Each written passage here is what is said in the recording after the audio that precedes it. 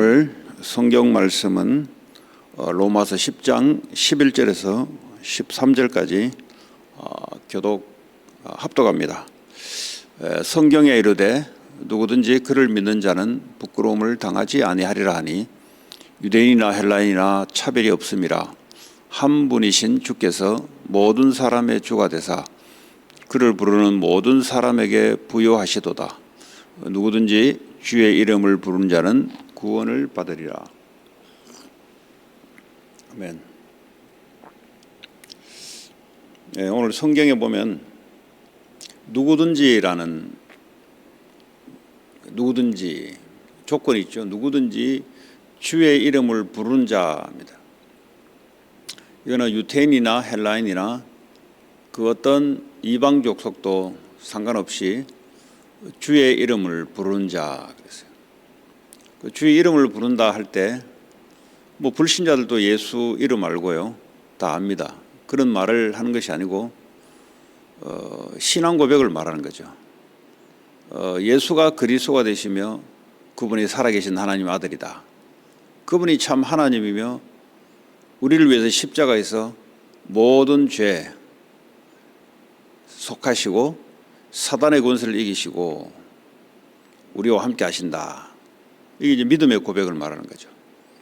그러면 구원을 받으리라 그랬어요. 로마서 8장 31절입니까 보면 이미 이 구원은 영세 전부터 이미 하나님 우리를 택하셨다 그랬어요. 여러분 과거 문제 주님이 허락하셨고요, 구원을 이루기 위해서 하나님이 허락하신 문제입니다. 그 가정 배경에 어떤 문제든 과거에 내가 어떤 문제를 갖고 있든 상관이 없어요.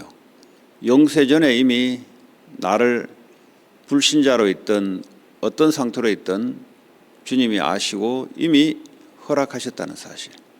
영세 전에 이미 나를 택하시고 이제 그 사람마다 나이가 다르죠. 하나님이 부르셨다 그랬어요. 그럼 부르셨을 때 그 과거의 가문의 배경, 자기의 과거의 상태가 있을지 아닙니까? 그럼 그걸 왜 하나님이 허락하셨냐? 이유가 있는 거죠. 그 일정한 시점에 나를 부르시고 하나님 부르시는데 우리가 하나님 앞으로 가는 거죠. 그러면서 나를 의롭다 했다 그랬어요. 이 말은 내가 믿었다 이 말이죠. 뭘 믿었냐?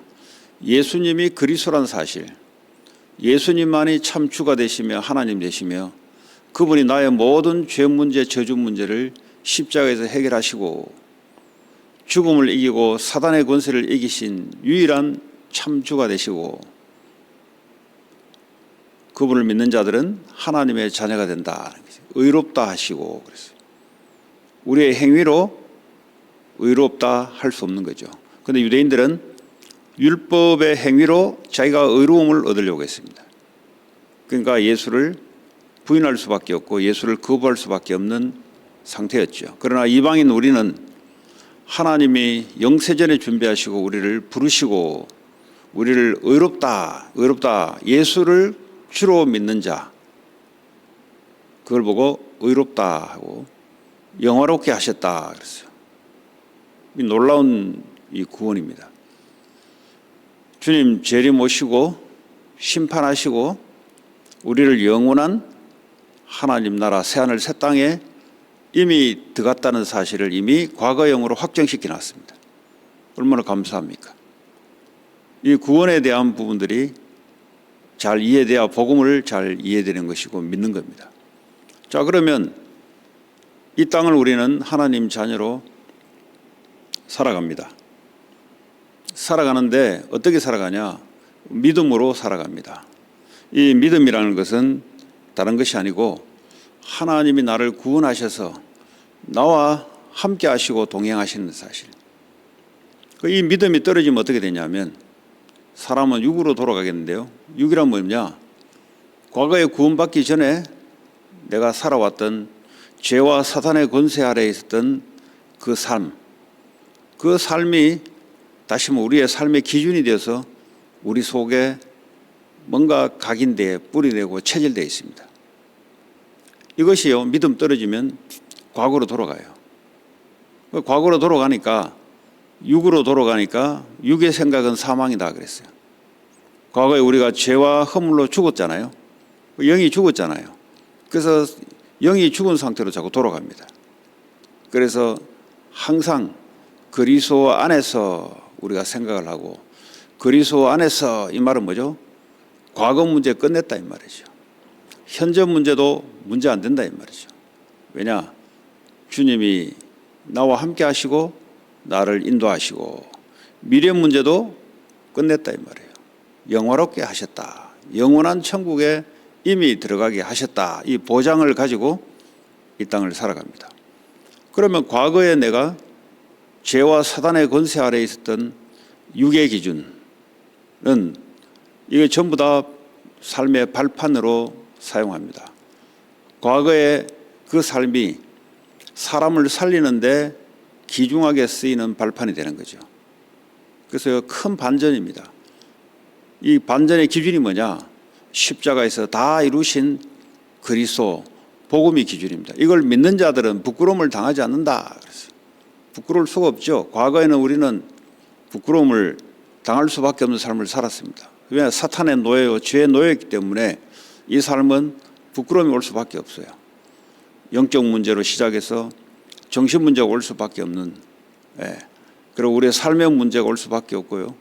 우리 후대 문제까지 영원한 문제로 올 수밖에 없는 이 부끄러운 삶인데, 그리스도 한 분으로 그걸 하나님 우리에게 은혜로 믿음을 줘서 완전히 빠져나오게 만들었다는 사실. 빠져나올 것이 아니라 완전히 빠져나왔어요. 그 빠져나오는데 왜 그러냐? 그 믿음. 그래서 이제는 그리스도 안에서 하나님의 말씀으로 각인뿌리 체질 내리는 이런 시간들이 우리에게 아주 중요합니다. 그러면 과거의 어떤 문제도 문제가 되지 않아요. 보니까. 근데 이게 믿음이 떨어지면은 자꾸 과거로 돌아가죠.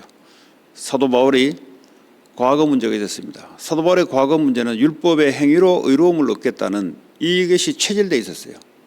나이 30살에 예수를 만났으니 그럼 30년 동안 율법의 행위의 의로 찌들려 있는 체질이 남아있는데, 이것이 나중에 시간이 많이 지나서도 사도 바울을 괴롭힙니다. 믿음 떨어지면 과거로 돌아갑니다. 그게 바로 로마서 7장 이야기입니다.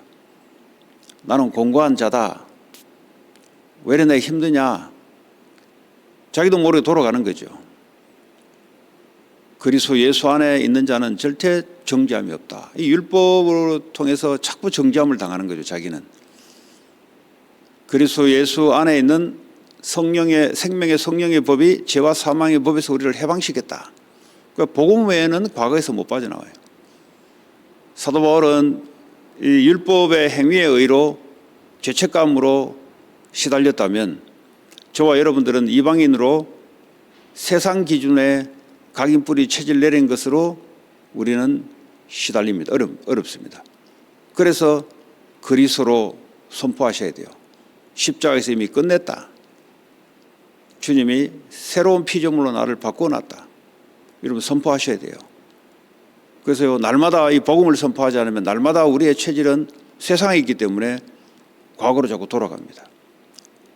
육의 생각은 사망이다 그랬어요. 영의 생각은 생명과 평안이다. 죽음이냐 생명이냐, 우리의 삶이 어디에 달려있냐, 우리의 열심에 달려있는 것이 아니고 우리의 외형적인 많은 눈에 보이는 것이 달려있는 게 아니고 복음 하나에 달려있습니다. 그러면 이 복음 가진 자는 어떻게 살아가야 되냐? 영을 따라 행하는 자는 율법의 요구가 이루어지게 할 것입니다. 영을 따라 행한다는 말은 성령의 인도를 받는 자는, 율법의 요구란 말은 하나님의 말씀이 성취되어 가는 삶이 된다는 거예요. 그 성령이 하는 일은 하나님의 말씀을 깨닫게 만들어주고 가르쳐 주는 거죠. 우리가 뭐 말씀을 읽는다고 이게 깨달아지는 게 아니잖아요. 우리 안에 있는 성령님이 우리를 깨닫게 해주고 가르쳐 주시고 이 말씀이 성취되어 가는 거죠. 그래서 우리는 말씀 붙잡고 기도하는 겁니다. 그럼 뭐가 응답이 되냐? 말씀 성취가 응답이 되는 거죠. 내가 원하는 데 오는 것이 아니고 하나님의 약속된 말씀이 그대로 내 삶을 통해서 이루어져 가는, 그게 바로 기도입니다. 그러면 이걸 어떻게 누리냐?